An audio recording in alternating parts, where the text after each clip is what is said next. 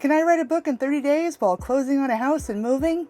I'm sure gonna try. In today's episode, I'll share another big lesson about content creation, as well as my progress. But first, let's start with a bit of inspiration. Today's comes from Ghost-esque on Twitter. Brain like, we are short-staffed. Please be patient with the neurotransmitters who did show up. No one wants to work anymore. So first off, it's always good to laugh. But today's lesson is all about patience with your own short-staffed brain. Sometimes our brains don't feel like they're firing on all cylinders, especially when we're overworked or pushing to be creative under tight deadlines. Instead of fighting this, it can be helpful to treat your mental energy like a short-staffed team. So here are a few quick tips to turn this limitation into a productive mindset. The first thing is that you should work with what's available. Just like a short-staffed crew can only handle so much, your brain can only accomplish so much when it's low on energy.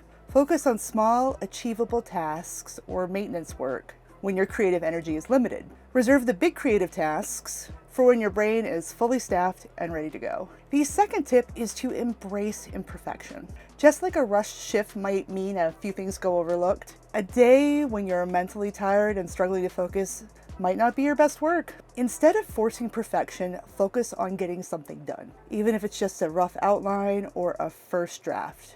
Remember, progress, not perfection. The third tip is to practice self-compassion. I am huge on self-compassion. Remind yourself it's okay to be short-staffed in terms of mental resources some days. Remember that creativity and productivity come in cycles, and low energy days are a normal part of that process. The nice thing about being gentle with yourself is it actually helps you to recharge your energy a lot faster. And something I'll dive more into when I talk about the progress in the book and some life stuff is that it's vital to honor the neurotransmitters who did show up. What does this mean in terms of creative work? Well, you celebrate whatever work you can manage, even if it's small. Maybe you didn't finish a full video edit, but you brainstormed some new ideas or fleshed out your scripts. Recognize those small wins. They're still progress. That sort of leads me into today's book update.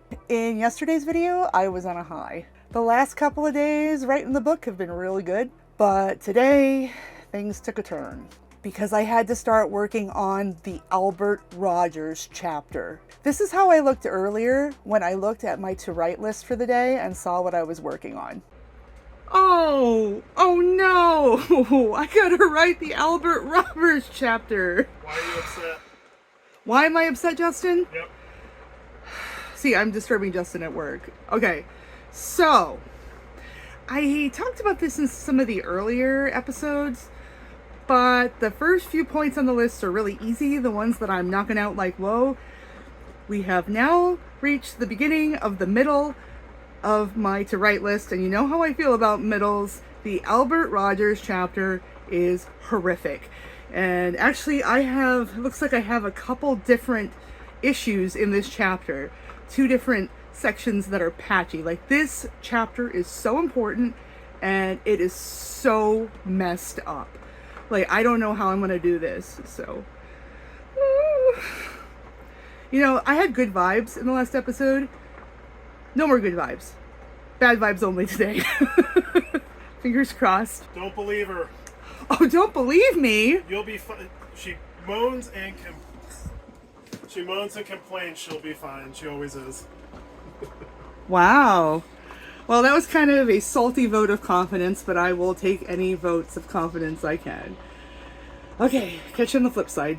Okay, so I was worried, but how did it go? Well, after bashing my head against the wall for about 10 minutes, and frankly almost quitting the book project altogether, I dove in. Today I was writing about blackmail. Without getting too much into the spoilers around the book, which is a paranormal cozy mystery set in the Maine woods with a main character who is a shape-shifting detective. I basically had my detective and her sidekick reviewing the notes of a blackmailer and talking about compromising materials for various suspects. Essentially their motives to come after the blackmailer. This is something that's very simple to read when you're just reading a book, but it's really hard work for an author. Now, I already know the solution to the mystery. I know who done it and what the circumstances were. And I also know whose house we're going to later in the chapter after this section I was working on, as the next part of my detective's investigation. But I had a lot of work with the blackmailer dossier constructing all of these secrets. and pinning them on people who are in the story already, and making sure that the secrets fit each one of them, and that those secrets would be sufficiently threatening to each suspect.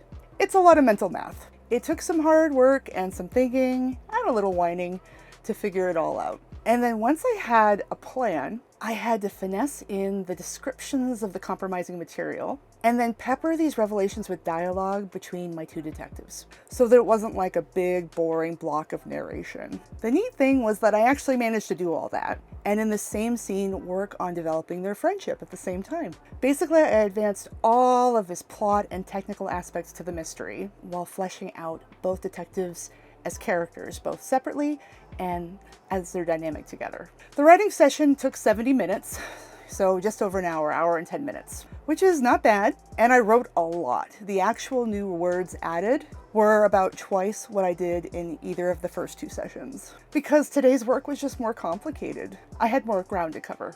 It was also a big day on the house buying and moving front. I managed to finalize the movers who will be picking up our stuff in Texas and moving it to Oregon. The past couple days I've been working with 3 different moving companies and getting a bunch of estimates and quotes. It was a bit trickier than a normal cross-country move, and I should know this is my 3rd one. And it was trickier because usually movers will come to your place and do a walk around to inventory what you have and come up with an estimate for poundage and cubic footage so that they know how much to charge you for the move. But since we're not physically there, we're not in Texas and we're gonna have to fly back to open up the storage unit for the movers, I was instead providing them with photos we took when we packed up the unit and spreadsheets recounting the items we had. Anyway, it was a lot of back and forth with, I'd say 7 different people. So I kept getting transferred from the national to the local because a lot of them subcontract out to another local company. But I ended up at the end of the day with one estimate that was pretty high and then 2 other estimates that were really close to each other and lower. They were within $50 of each other. And I was honest with the 2 low quotes and told both companies where their competitor was. And by talking back and forth, I got them to take another $1,000 off the move. So yay! Justin, my husband, is very impressed with me at the moment. I am hero of the family. It was a lot of work, but you know, worth it. So I'm feeling pretty good about that, even though it was tricky balancing that with everything else I'm doing. Anyway, linking this all back to that 4th point on the lesson, which is rewarding the brain cells that do show up. I heated up a lamb vindaloo frozen dinner from Trader Joe's, which is one of my absolute favorites. Had that for lunch as a little treat on a cold, rainy day on which I am actually shooting from my bedroom. So welcome from the bedroom. It's an RV bedroom, so it's small, but I got a big window over there, so I'm hoping the natural light is helping a bit. We'll see, I guess, when I edit. But yeah, the Trader Joe's frozen meal was kind of like a staff party, a staff pizza party for my adult brain. Now, I'm not out of the woods on the Albert Rogers chapter yet. No. Tomorrow's task, point number 5, is the other major issue with the chapter. This is at the beginning, the middle of the chapter is written, and I gotta write the end tomorrow. That chapter is so screwed up that I had to split it in 2. But that's a job for tomorrow me. Anyway, it's been great talking to you as always. Thanks for watching, and I'll see you in the next video.